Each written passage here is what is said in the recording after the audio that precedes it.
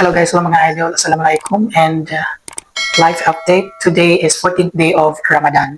So, yesterday, mga siguro gabi, may nakita akong video sa isang Saudi page about dun sa may pagsabog na naganap kahapon, mga around 7 a.m.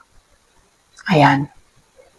At saka, binasa ko yung iba doon mga comment. Tinatanong nila kung legit ba daw yung video na yon or yung balita na yon. Sabi naman dito ni Sir Ibarra, legit po yan sir, dito kami malapit sa location, bago lang po yan kaninang umaga, mga before 7 a.m., 12 p.m. sa Pinas. Sabi naman din ni Ma'am Emilia, yes, the video is accurate. It shows thick black smoke rising from the Ras Tanura refinery owned by Aramco after a strike by Iranian drone today. According to Reuters and Bloomberg, the refinery was shut down as a precaution. The small fire is under control, no injuries.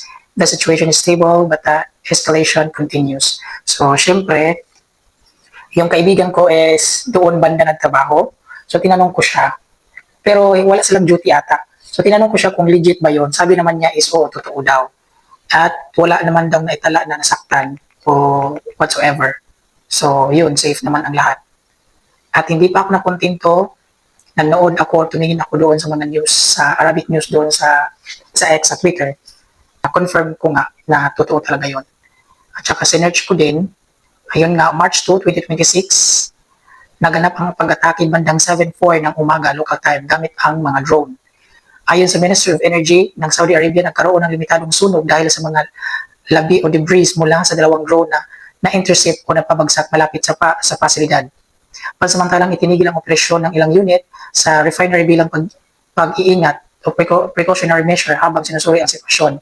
Walang naiulat na nasaktan o namatay sa insidente at hindi rin naepektuhan ang supply ng produktong petrolyo sa lokal na merkado.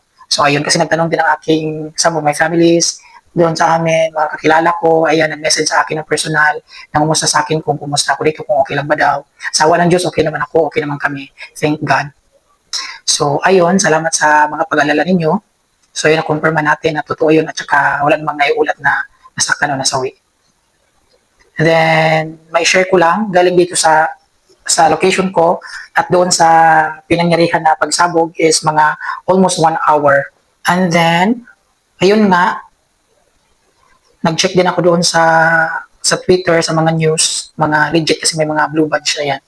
Katulad niyan, kay Sir Ryan Rosdiani. So, ayun na nga, yung video na napanood natin doon sa, or kung napanood nyo sa Facebook, ayan yung, so itong video na to, yung napanood ko rin sa Facebook. Ayan, sa Ras Tanura yan.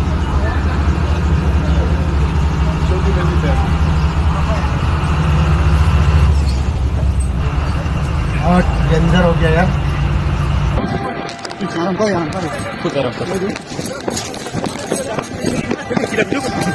So ayan, sa account niya ni Sir Ryan Rosdiani. Tsaka chinik ko pa sa ibang news, sa ibang account. Ito naman sa Al Arabiya account sa Twitter. Ayan. So, na-confirm natin. At yun na nga, sa Agile News 24, ang sabi naman dito, His Royal Highness Prince Mohammed bin Salman bin Abdulaziz Al Saud, Crown Prince and the Prime Minister, received a phone call today from His Excellency President Guy Parmelin, President of the Swiss Confederation. During the call, they discussed the military escalation taking place in the region. His Excellency affirmed the Swiss Confederation's solidarity with the Kingdom and his country's support for all measures and decisions taken by the Kingdom to defend its sovereignty and the stability of its security noong March 2 after nung incident. At saka, the ministry confirms the security situation in the Kingdom of Saudi Arabia is reassuring. So, ayan. Klaro. Official spokesman for the Ministry of Defense, 2 drones that attempted to attack Ras Tanura refinery this morning have been intercepted and destroyed.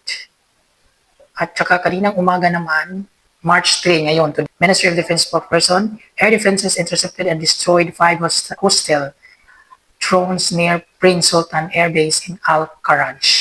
Kasalukuyan, Marso 3, 2026, mayroong malawakang disruption at kanselasyon ng mga flight papunta at mula sa Saudi Arabia dahil sa lumalalang tensyon sa gitnang silangan. Kinumpirma ng Ministry of Defense ng Saudi Arabia na ang US Embassy sa Riyadh ay tinamaan ng 2 drones sa madaling araw ng Martes, today, March 3. Nagdulot ito ng maliit na apoy at bahagyang pinsala sa gusali. Walang naiulat na sugatan o namatay dahil walang tao sa loob ng gusali nang mangyari ang pag-atake. Maliban sa tumama sa embassy, inulat din ng Defense Ministry na matagumpay nilang naharang at nawasak ang 8 drones na malapit sa Riyadh at Al-Kharaj. Naglabas ng US mission sa Saudi Arabia ng shelter-in-place order para sa kanilang mga mamamayan sa Riyadh, Jeddah at Daran. Pinapayuhan din ang lahat na iwasan muna ang lugar ng diplomatic quarter. Ang insidenteng ito ay bahagi ng lumalalang tensyon sa pagitan ng US, Israel at Iran matapos ang mga serye ng palipat ng pag-atake sa Middle East nitong mga nakaraang araw. Sabi naman ng Saudi Interior Ministry, security conditions across the kingdom remain stable with daily life continuing as normal in all regions.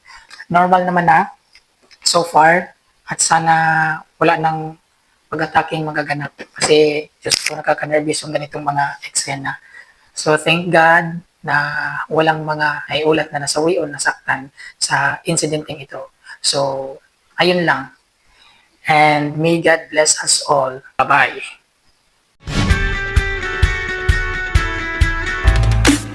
Oh baby now, let me warm you up.